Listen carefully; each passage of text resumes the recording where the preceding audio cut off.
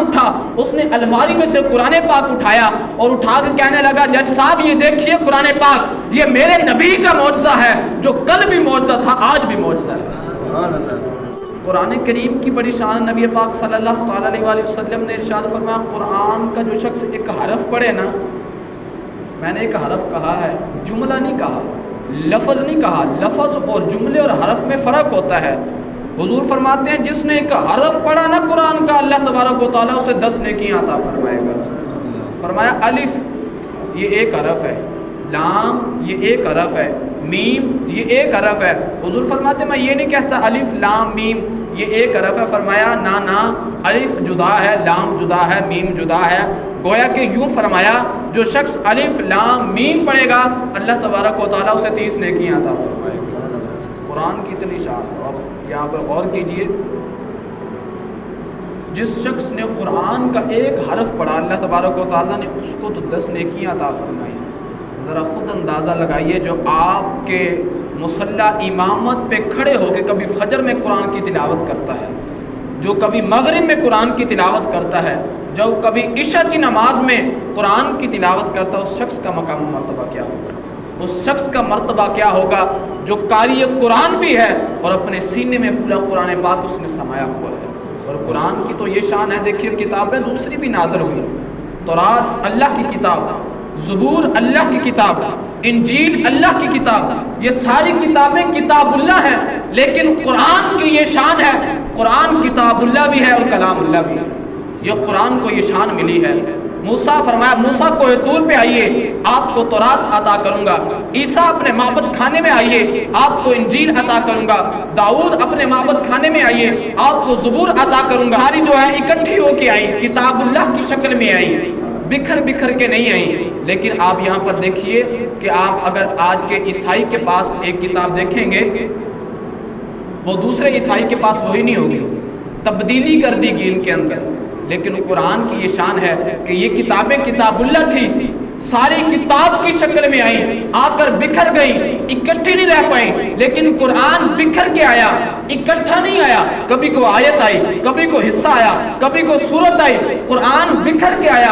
अब खुदा की कसम ऐसा इकट्ठा हुआ है, क़यामत तो आ सकती है, कुरान को कोई तोड़ नहीं सकता। और जो शख्स इस पर पढ़ के फिर अमल करे, ए कुरान नूरानी शीशा ते हक दा राह दिखावे, ते जेड़ा पढ़ के अमल करे वो सीधे जन्नत जावे।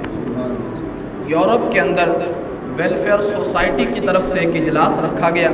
उन्होंने कहा कि मज़हब के नाम पर लोगों के अंदर इख्तिलाफात पाए जा रहे हैं। ऐसा करते हैं कि सारे मज़ाहिब को इकट्ठा कर लेते हैं, कोई जज फैसला करके बताएगा किसका मज़हब सच्चा है। अब मज़ाहिब तो और भी बहुत सारे थे, लेकिन उन्होंने एक ईसाई दानिश्वर को बुला लिया, एक यहूदी दानिश्वर को बुला लिया और एक मुसलमान दानिश्वर को बुला लिया। अब इन तीनों को बुलाया ना, अब इन तीनों को क्यों बुलाया? मज़ाहिब तो और भी बहुत सारे हैं। इनके बुलाने की वजह यह है कि इनका नज़रिया ये था कि हमारा जो मज़हब है वो आफाकी है, यानी आसमान से आया है, जैसे तौरात, ज़बूर, इंजील, कुरान पाक। इनको जब बुला के सामने बिठाया गया, जज साहब भी बैठ गए। उसने कहा, जज साहब ने पहला सवाल किया, उसने कहा जी जो मज़हब होता है ना, उसकी निस्बत किसी न किसी नबी के साथ होती है। आप बताएं कि आपकी जो मज़हब की निस्बत है वो किस नबी के साथ है? जब यहूदी से पूछा गया तो उसने कहा कि हज़रत मूसा अलैहिस्सलाम के साथ जो अल्लाह के नबी गुजरे हैं। ईसाई से पूछा गया, उसने कहा हज़रत ईसा अलैहिस्सलाम से जो अल्लाह के नबी गुजरे हैं। जब बारी आई ना मुसलमान की, मुसलमान से पूछा गया आप बताइए आपके मज़हब की निस्बत किस नबी के साथ है? तो उसने मुस्कुरा के कहा मेरे मज़हब की निस्बत मोहम्मद अरबी सल्लल्लाहु अलैहि वसल्लम के साथ है। उसने कहा चलो ये तो बात कन्फर्म हो गई, निस्बत का पता चल गया। अब जो अगला सवाल आपने सिर्फ तवज्जो रखनी है मेरी तरफ, अगला जो सवाल उसने किया है ना वो बड़ा कमाल का सवाल था। जज कहने लगा अच्छा ये बताओ ये दौर किस नबी का दौर है? आपकी आवाज़ नहीं आ रही, नाराज़ है मुझसे? थोड़ा थोड़ा साथ बोलते रहे ना। उसने कहा ये बताइए ये दौर किस नबी का दौर है? यहूदी कहने लगा हज़रत मूसा अलैहिस्सलाम का, ईसाई ने कहा हज़रत ईसा अलैहिस्सलाम का, और मुसलमान की बारी आई तो उसने कहा मोहम्मद अरबी सल्लल्लाहु अलैहि वसल्लम। उसने कहा, जज ने कहा नहीं ऐसे बात नहीं होगी, बात होगी तो दलाइल के साथ, बात होगी तो दलाइल के साथ, दलील के साथ बात होगी।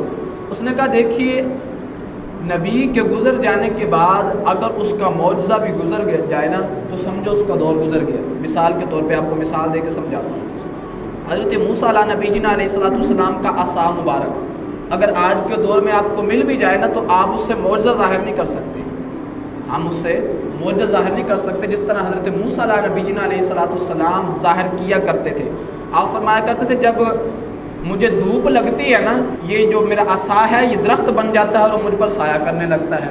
फरमाते हैं जब मेरा दिल करे मैं कोई फल खाऊं, जो असा है ये दरख्त बन जाता है और फलदार दरख्त बन जाता है, मैं फल खाने लग जाता हूँ। फरमाया जब कभी मुझे पानी की ज़रूरत पड़ती है तो मैं पत्थर पे मारता हूँ तो चश्मे जारी हो जाते हैं। यानी मौजज़े ज़ाहिर किया करते थे। आज अगर हमें मिल जाए तो हम उससे मौजज़े ज़ाहिर नहीं कर सकते। इसी तरह हज़रत सुलेमान अलैहिस्सलाम की अंगूठी अगर आपको आज के दौर में मिल भी जाए तो आप उसके ज़रिए जानवरों की बोलियाँ नहीं समझ सकते, क्योंकि आप अलैहिस्सलाम जानवरों की बोलियाँ भी समझ लिया करते थे। अगर उनका तख्त आपको आज मिल जाए तो आप उस तख्त पर बैठकर हवा की परवाज़ नहीं कर सकते, मौजज़ा ज़ाहिर नहीं कर सकते।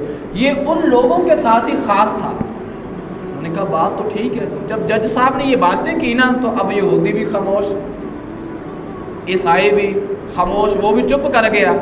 मुसलमान उठा, वो अगले जुमले सुनना, इन जुमलों में लुत्फ़ कितना है। यहूदी भी खामोश हो गया, ईसाई भी खामोश हो गया। मुसलमान उठा, उसने अलमारी में से कुरान पाक उठाया और उठा के कहने लगा जज साहब ये देखिए कुरान पाक, ये मेरे नबी का मौजज़ा है, जो कल भी मौजज़ा था आज भी मौजज़ा है। कल भी इसके लाखों हाफिज थे, आज भी इसके करोड़ों हाफिज हैं। कल भी इसकी तासीरें थी, आज भी इसकी तासीरें थी। कुरान कल भी शिफा देता था, आज भी शिफा देता है। ये मेरा नबी का मौजज़ा है और ये मौजज़ा बताता है कल भी दौर मेरे नबी का दौर था, आज भी दौर मेरे नबी का।